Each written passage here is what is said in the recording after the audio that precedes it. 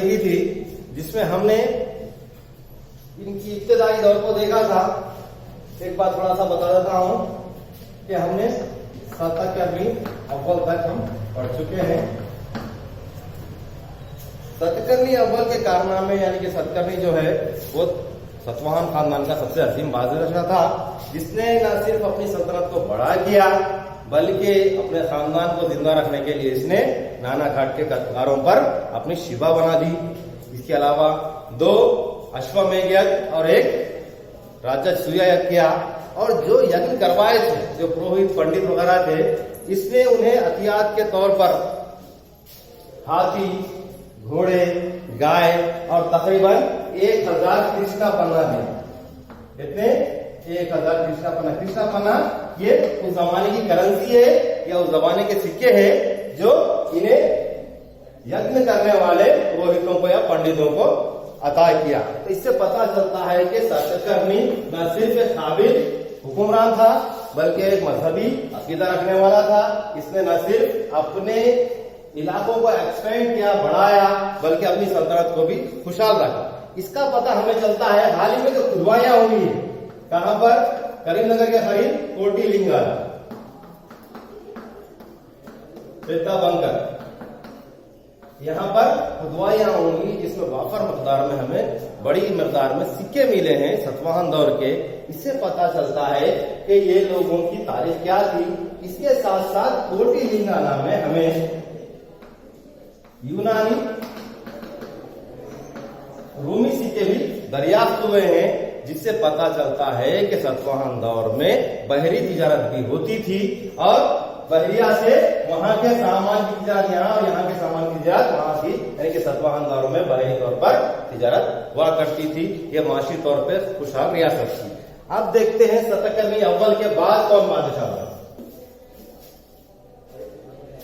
सतकर्णी अव्वल के बाद सतकर्णी दुर्गम।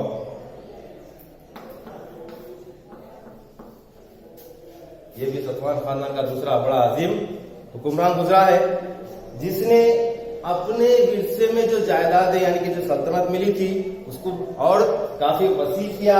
ये माशी तौर पर अपनी सल्तनत को मुस्तहकम किया।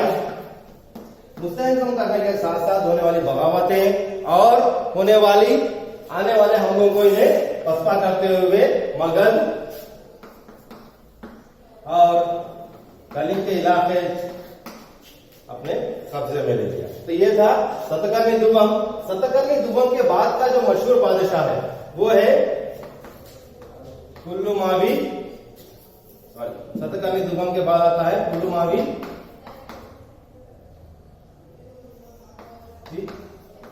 अव्वल।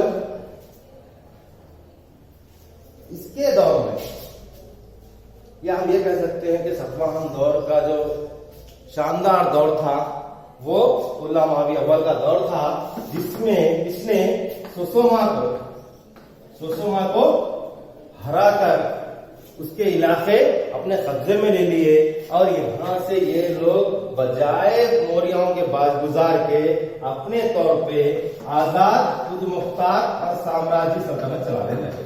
यानी कि सिमुगा के दौर में हमने देखा है कि ये लोग मौर्यों के बाजगुजार थे, लेकिन इसका दौर आने तक ये लोग खुद मुख्तार हो गए, इनका अपना झंडा होगा और इनकी अपनी साम्राज्य सल्तनत कायम हो गई।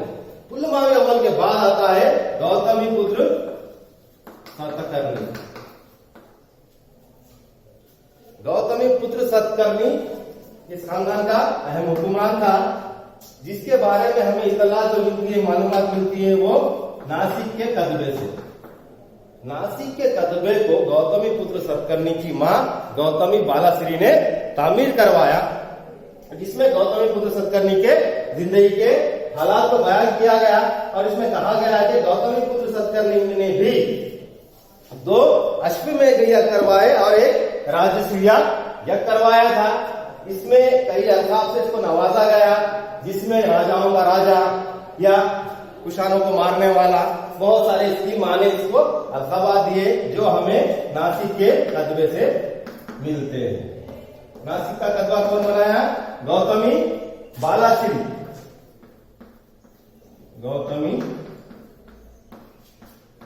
बालाश्री। गौतमी बालाश्री कौन थी? ये गौतमी पुत्र सतकर्णी की मां थी।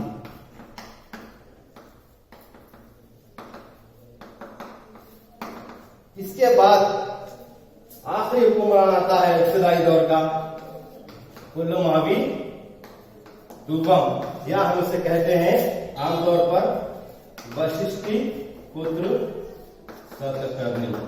हाँ, गौतमी पुत्र सतकर्णी के बारे में एक और बात बता दूं, ये सतवाहनों का 23वां हुक्मरान था, जो सन 62 ईस्वी में तख्त नशीन हुआ था। 23वां हुक्मरान था और 62 ईस्वी में ये तख्त नशीन हुआ था। ये इसके बारे में हमारे को इतलात मिलती है कहां से? नासिक के कस्बे से।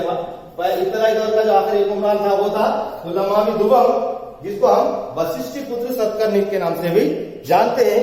इसमें चीज गौर कीजिए आप, जितने नाम मैं बताया, इसमें गौतमी पुत्र सतकर्णी या वशिष्ठ पुत्र सतकर्णी, इन नामों को सुनने से पता चलता है कि उस जमाने में जबकि पितृ खानदान का रिवाज था, लेकिन सतवाहनों ने मां को अहमियत देते हुए, औरत को अहमियत देते हुए अपने नाम के साथ मां का नाम रखा।